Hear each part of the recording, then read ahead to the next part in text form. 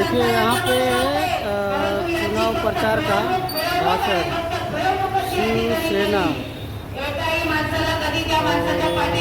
प्रकाश दादा सुर्वे का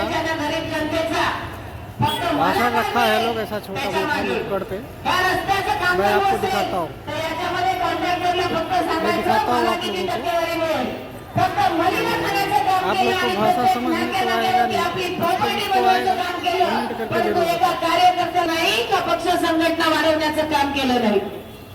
आमचा भालचंद्र डबे असेल, आमचा महेंद्र फाळके असेल, आमचा काडगे असेल, त्याच्यानंतर आमचा सुनील वांगडे असेल, आणखी आमचा दिलीप परब असेल, अशी असंख्य माणसं आहेत ज्यांनी जीवाची बाजी लावून शिवसेना पक्ष वाढवला होता। परंतु इथे फक्त एकच योजना चालते, ती म्हणजे मी झालं की माझी बायको आणि माझी माझा मुलगा।